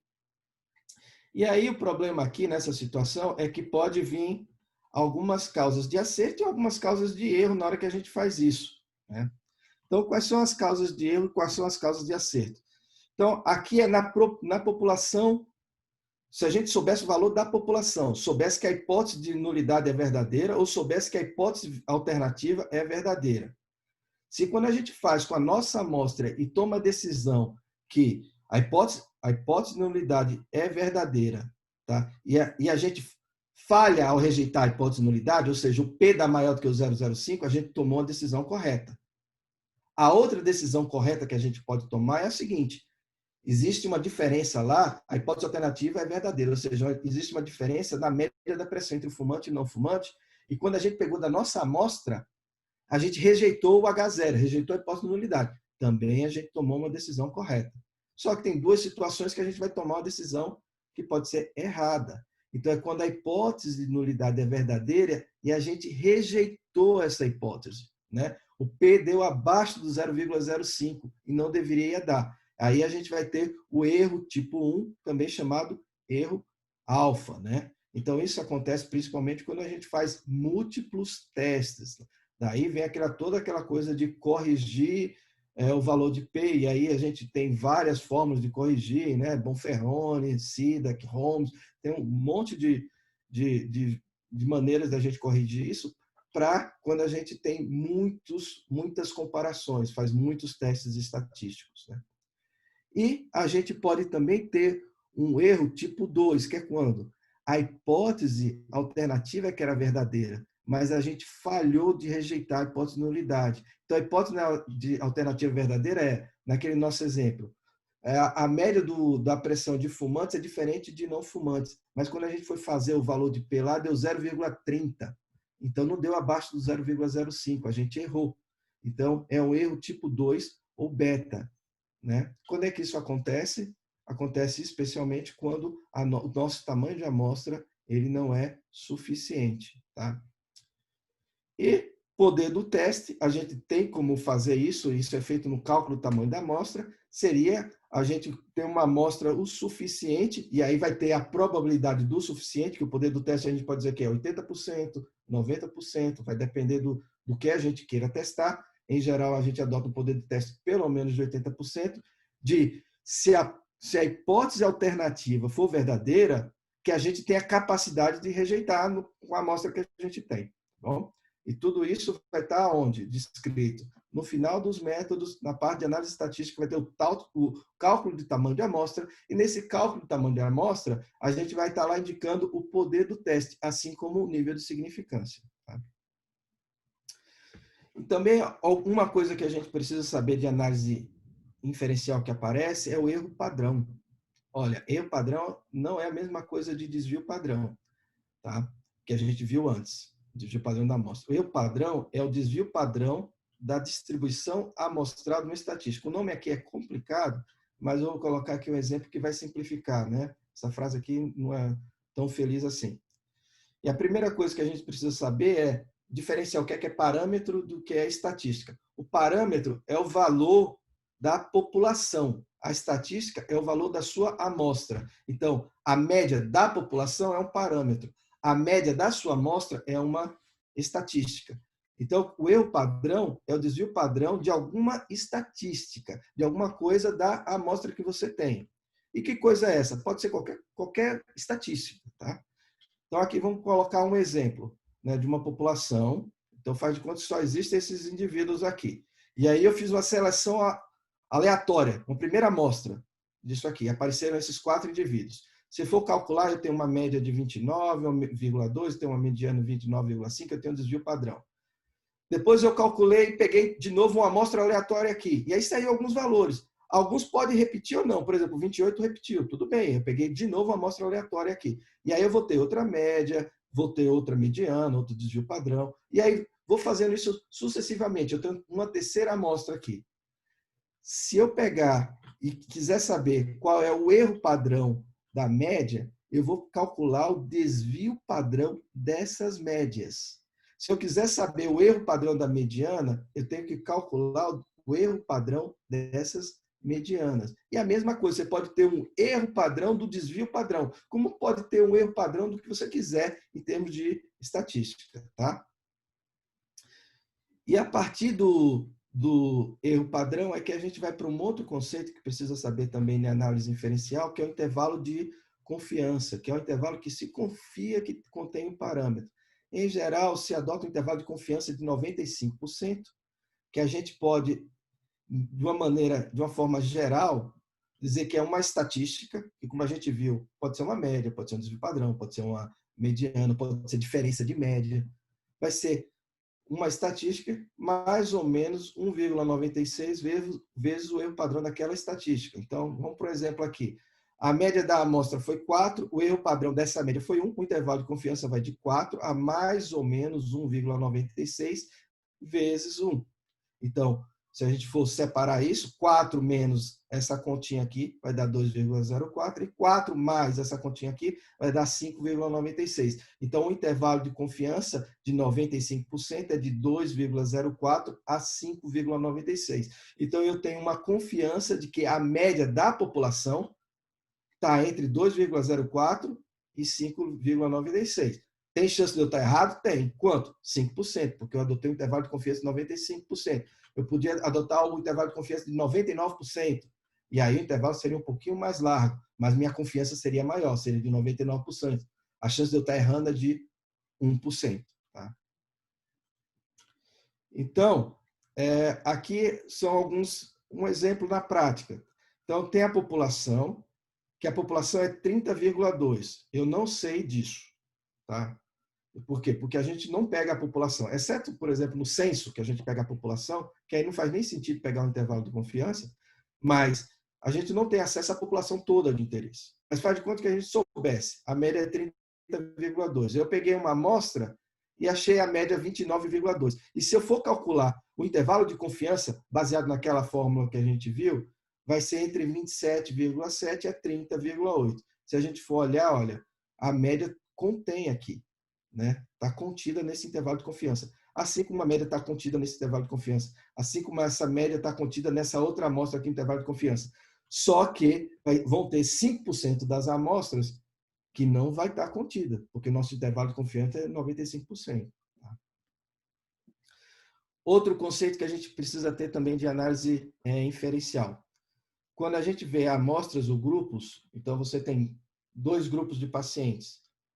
Por exemplo, a gente precisa saber se esses 2 grupos de pacientes são independentes ou não pareados, ou são dependentes ou pareados. Tá? O que é independentes ou não pareados? Quando o indivíduo de um grupo, você não dá para ligar aquele indivíduo daquele grupo com outro indivíduo do outro grupo. Vou dar um exemplo na prática. Fiz um ensaio clínico randomizado que metade dos pacientes foi para a trabeculectomia, metade dos pacientes foi para o implante de drenagem. Eu não consigo ligar um paciente da trabeculectomia, associar ele com um paciente do implante de drenagem. Então, eu posso dizer que os grupos trabeculectomia e implante de drenagem são independentes ou não pareados. O contrário são dependentes ou pareados. É quando você consegue parear um dado de um grupo com um dado do outro grupo. Então, por exemplo, antes e depois de uma intervenção, antes ou depois de eu utilizar maleato de timolol, para os pacientes. Peguei 10 pacientes que não estavam usando maleato de timolol, dei maleato de timolol, medi a pressão antes, medi a pressão depois. Eu consigo ligar o indivíduo aqui com o mesmo indivíduo depois. Tá? Então, aqui os dados são pareados ou são dependentes. Quando a gente não precisa necessariamente ser o mesmo indivíduo, não. Tá? Nem ser necessariamente o mesmo olho. Então, às vezes, você delineia um estudo, que você faz o matching. Para cada indivíduo aqui de um grupo, você vai ter um outro indivíduo do outro grupo que você vai ter que comparar. Então, o matching pode se dar, por exemplo, por idade, raça e etc. Tá? E aí, quando você tem um paciente, um indivíduo de um grupo, pareado com o indivíduo do outro grupo, a gente diz que são dependentes ou pareados. Por que isso interessa? Porque vai interessar qual é o teste que você vai empregar para isso. Tá? Então, na hora que você vai escolher qual é o teste que você vai fazer, você precisa saber qual é o dado que você está tendo, qual é a escala de mensuração desse dado. Então, você vai ver lá se é um dado categórico, está em que escala? Nominal, ordinal. Se é um dado numérico, está em que escala? Intervalar, razão, ou de repente é um dado censurado. Qual é o objetivo da sua análise inferencial? É comparar, por exemplo, eu quero comparar trabeculectomia com implante de drenagem, eu quero saber a redução da pressão intraocular, se é semelhante ou não. Não, meu objetivo não é comparar, meu objetivo é verificar uma associação. Eu quero ver, por exemplo, na população normal, se existe a associação entre idade e pressão intraocular. Eu quero saber se existe uma associação. E aqui, como está 2 variáveis numéricas, idade e pressão intraocular, vai ganhar um nomezinho especial, chamado de correlação. Então, eu quero verificar se existe uma correlação entre a pressão intraocular e a idade. Eu não quero comparar, eu só quero ver se tem uma correlação. Assim como também eu quero predizer. Será que eu consigo dizer se vai ter minha cirurgia vai ser bem sucedida se eu souber qual é o tipo de glaucoma que o paciente tem antes, se eu souber qual é a raça, se eu souber qual é a idade. Então, a partir da pressão que eu tenho do paciente antes, se eu souber a idade dele, qual é o tipo de glaucoma tal, eu consigo dizer se tem uma chance maior, uma chance menor daquela cirurgia funcionar ou não. Ou seja, minha capacidade de fazer uma predição, que aí o teste aqui empregado, né, a análise empregada vai ser outra. A outra coisa que também tem que verificar, e a gente precisa ter esse conceito básico, né? Se a gente vai empregar testes que são paramétricos ou testes não paramétricos. Testes paramétricos é que exigem que os dados sigam determinados parâmetros. Talvez o mais famoso desses parâmetros que se exige alguns testes é que o dado venha de uma população com distribuição normal. E aí a gente tem como checar pela amostra, que é se aquele dado numérico tem ou não tem uma distribuição normal. Porque se tiver uma distribuição normal, vai ser um teste que vai ser empregado. Se não tiver uma distribuição normal, vai ser outro teste que vai ser empregado. Então, baseado, juntando tudo que eu comentei agora nos últimos minutos, então, você sabendo qual é o seu objetivo, por exemplo, descrever um grupo, ou comparar um grupo com valor hipotético, ou comparar dois grupos ou pareados, e aí eu sabendo a medida que eu fiz, se tem ou não, se vem ou não de uma população com uma distribuição gaussiana ou distribuição normal. Então, se eu quiser, por exemplo, comparar dois grupos não pareados, eu vou usar o teste T não pareado. Se eu quiser comparar dois grupos pareados e a população vem normal, eu vou usar o teste T pareado. A população não é normal, mas eu quero comparar dois grupos, então vai cair nessa situação aqui. Eu vou utilizar um outro teste chamado de Mann-Whitney. Eu quero comparar dois grupos, por exemplo, mas o teste T pareado não se aplica. Aí eu vou utilizar o Wilcox-Sinereck Test. Tá? Então, não, minha variável aqui, ela não é numérica, minha variável é nominal e só tem dois valores, né? Sim ou não, né? Sexo masculino ou feminino. E aí vão vir os testes, né? Faliu ou não faliu. Aí vai vir lá os testes que quadrado, teste Fischer, né? Eu quero predizer o valor a partir de outra. Aí vão vir as regressões, né? Eu quero predizer um valor da pressão a partir da ceratometria, da espessura da córnea, da idade do paciente, etc, etc. Você vai vir com uma regressão para poder verificar isso. Não, meus dados, na verdade, estão censurados. Eu quero ver, estou falando aqui, quero ver sobrevivência. Aí vão ser outros testes que vão ser empregados, né? Então, a regressão, por exemplo, para as análises de sobrevivência, em geral, você vai usar regressão de Cox, né? Que consegue abarcar bem a história dos dados censurados. E agora a gente vai para a última parte que foi pedido para a gente comentar, que é a parte de gráficos, né? Então, a parte de gráfico, quando a gente vê num trabalho um gráfico, quando você vai fazer um gráfico no trabalho, é para facilitar a comunicação e deve ocupar o menor espaço possível, né? Então, você não vai fazer um gráfico, por exemplo, um gráfico de pizza, que você poderia descrever numa frase, um texto. Não vai fazer sentido isso, tá? E lembrar que o gráfico ele tem que ser autônomo e complementar em relação ao texto e tabela. O que é que eu quis dizer quando eu falei em autonomia? É que você vendo somente a figura, somente o gráfico, sem ler o texto, você consegue entender o que é que ele está dizendo. Tá? E o que é que eu quero dizer que complementar em relação ao texto e à tabela? Você não vai colocar um gráfico e repetir as mesmas informações que estão no gráfico numa tabela. Tá? E as mesmas informações que estão no gráfico no texto. Isso não faz sentido. Bom, você está desperdiçando espaço. Você tem que fazer de uma forma que complemente, tá? E claro, se você pegar e for utilizar um gráfico de uma outra publicação no seu estudo, você vai ter que obter permissão em caso de reprodução parcial ou total. Então, os gráficos vão ter uma legenda, né, da figura, então vai estar lá escrito. E o importante do gráfico é essa coisinha aqui, para ficar de uma forma mais atraente, é o que a gente chama de razão, informação, tinta. Ou seja, a quantidade de informação dividido pela quantidade de tinta que a gente utiliza. Por exemplo, está aqui, será que eu precisaria dessa retinha aqui em cima dessa outra retinha? Provavelmente não. Se eu tirar essa retinha aqui e essa outra retinha aqui, vai passar a mesma informação. Então, minha razão de informação tinta vai melhorar, vai ser maior. Tá? Então, aqui, por exemplo, eu tirei a razão e informação, eu tirei aquele eixo lá, né, na parte superior e o eixo aqui à direita e consegui produzir algo que seja mais atraente, né, para quem enxerga. Então, o importante é que cada coisa que a gente coloque aqui no gráfico faça sentido, não perca tempo colocando coisas que não desnecessárias, isso faz atrapalhar. Tá? De uma forma geral, evite gráficos 3D, evite gráficos coloridos, evite gráfico que desperdice espaço. Então, de repente, está lá uma figura feito essa aqui, né? Um gráfico de pizza mostrando feminino foi 40%, masculino foi 60%. Poxa, você gastou aquele espaço para botar esse gráfico, você podia escrever em uma frase, né? Em poucas palavras, você colocar isso no texto. Não faz sentido fazer um gráfico para isso. Só que tem exceções.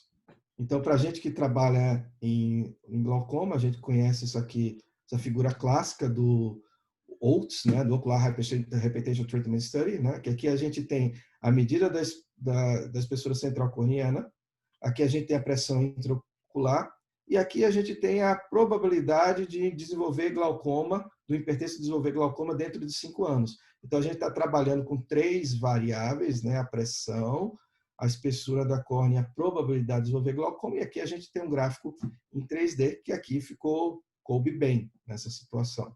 Tá? A gente tem que ter cuidado na hora de utilizar contraste para discriminar. Então, a gente tem aqui 2 grupos, né? Um grupo fez crosslink, outro utilizou só riboflavina, e a gente nota aqui que está difícil, às vezes, a gente, no primeiro olhar, separar um grupo do outro. Por quê? Porque está muito parecido esse losango aqui com esse quadradinho. Então, na verdade, o ideal é a gente utilizar alguma forma de contraste para discriminar. Então, em vez de colocar aqui um fechadinho, né, redondinho, e outro um losango, um quadrado, a gente coloca um pretinho, fechadinho, e o outro com círculo aberto. Né? Fica bem mais fácil de a gente conseguir identificar na primeira vez que a gente olha. Em termos de psicologia para isso, as maneiras que a gente consegue discriminar melhor é um círculo fechado, né, pintado de um círculo aberto, né, sem nada, depois um triângulo, depois um quadrado. Então, na hora, se você precisar separar 2 grupos, você tiver a oportunidade de fazer isso no gráfico, utilize os círculos. Né? Se forem 4 grupos, por exemplo, utilize o círculo e o triângulo. E aí, para nos 6 grupos, vai lá utilizar o círculo, o triângulo e o quadrado. Tá bom?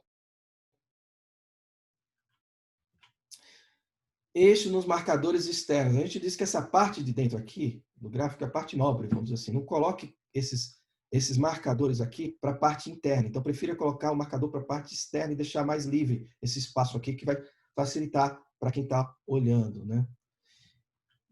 Demonstrar quando não iniciar no 0. Então, por exemplo, aqui a pressão intraocular estava aqui. Olha. Se a gente colocasse o número que viria aqui, seria 12. Mas a gente, para poder não ter aquele artifício de a gente querer mostrar uma diferença grande no gráfico, na verdade não existe, você tem que chamar a atenção do leitor para isso e coloca aqui, né, que a gente chama de break.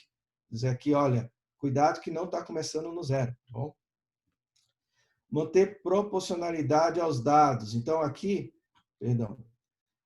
a gente tem um dado no baseline, com 1 mês, com 3 meses e com 6 meses. Note que do baseline para 1 mês, a distância ela é 1/3 do baseline para 3 meses. E a distância do baseline para 3 meses é a mesma distância de 3 meses para 6 meses. Tá? Então, não encurta ou não alonga para poder não causar uma falsa impressão. Então, toma muito cuidado com relação a isso também, tá bom? E uma outra coisa que também faz parte, se a gente quiser só bater o olho e saber se tem diferença ou não, tá? Na hora que a gente tem aqui as médias e um intervalo de confiança, digamos, 95% em cada grupo, se o intervalo de confiança abarcar a média, né? Então, o intervalo de confiança de um grupo abarcar a média do outro, isso aqui não vai ter uma diferença estatisticamente significante. Então, se o intervalo de confiança for 95, o P não vai ser menor do que o 0,05. Tá bom?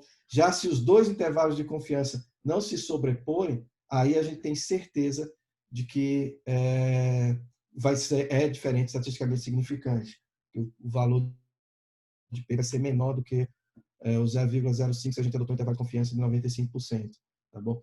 Quando fica nessa situação, olha, então o intervalo de confiança que sobrepõe com o outro, mas nenhum ultrapassa a média, nenhum abarca a média do outro, aí não, tem que fazer a continha para ver o valor de P mesmo. Tá? Só olhando assim não dá para dizer. Unidades aqui na legenda, né? Então, pressão intraocular, colocar lá milímetros de mercúrio, segmento, colocar se é meses, dias, ano e assim por diante, tá? E como a gente mencionou antes, autonomia em relação ao texto. Você não vai repetir todos esses dados que estão aqui lá no texto e você só olhando o que está aqui, que é isso que quer dizer autonomia, você só olhando essa figura, você não precisa ir lá para o texto para poder entender essa figura, tendo a legenda e tendo aqui o gráficozinho. Bom, então, para terminar, queria deixar só essa menção aqui para o Ronald Fisher, né? Consultar um estatístico depois que o experimento está terminado, é simplesmente fazer um exame pós-morte. Ele vai dizer do que é que o experimento morreu, mas não vai ter como consertar se você mostrar isso só depois. Bom, gente, então era isso que a gente gostaria de comentar sobre noções básicas, né, de estatística descritiva inferencial, né? Então a gente fez um apanhado de tudo e, claro, cada tópico desse é um curso à parte, né? Então, obrigado aí pelo convite. Se alguém tiver alguma questão, estamos aqui para responder. Excelente, Luiz, muito obrigada, super didático. Tem uma pergunta aqui do Rodrigo, perguntando qual a diferença de variância e variabilidade. Olha, a variância é uma medida de variabilidade, tá certo? Variabilidade significa que está variando, e você vai poder dizer o que é que está... Você pode utilizar várias medidas para poder falar dessa variabilidade. Você pode dizer, olha, o mínimo e o máximo, a amplitude, a variância. Aí a variância, sim, tem uma fórmula específica para se calcular a variância, né? O desvio padrão é uma medida de variabilidade. Então, variabilidade é uma coisa mais global. A variância é um tipo de medida de variabilidade. Excelente. Alguém quer fazer mais alguma pergunta? Quer que a gente abra o microfone para alguém?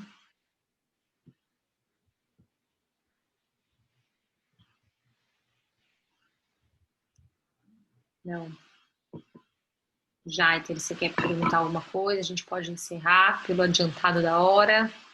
Eu acho que a gente pode encerrar. As duas aulas foram excelentes. Eu acho que são aulas... o tempo é curto e são temas que dá para aprofundar muito, né? Qualquer uma das coisas que vocês dois falaram, acho que cada slide de vocês daria para fazer uma aula. Então, o que eu sugiro a todos é que procurem naquilo que tiverem dúvidas ou mais interesse, né? E tenham vontade de ter interesse, né?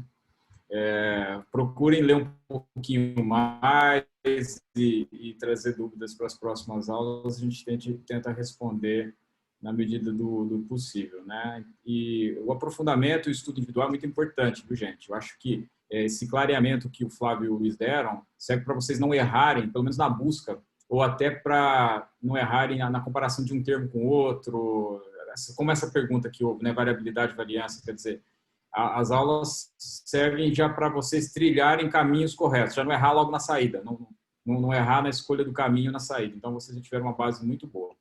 Se necessário, como eu disse, voltem nas aulas anteriores. Eu acho que vários conceitos, principalmente da aula do Flávio, a gente falou de uma forma diferente nas primeiras aulas, né? Então, usar os conceitos mais aprofundados deles para as primeiras aulas.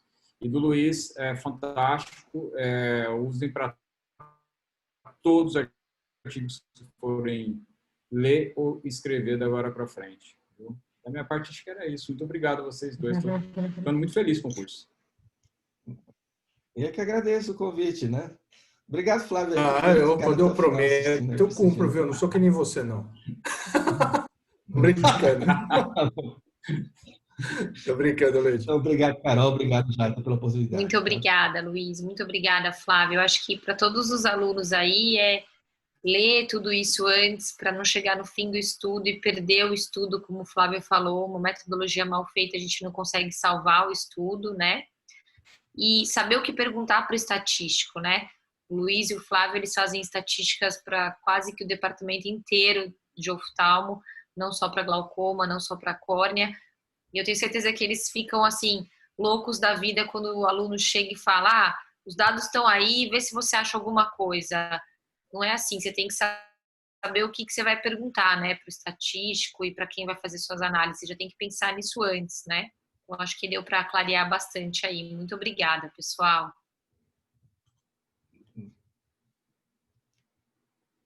Boa noite. Posso encerrar? Boa noite. Opa. Boa noite, então. Tchau, gente. Tudo de bom. Tchau, tchau. Obrigado. Tchau, Obrigado. tchau.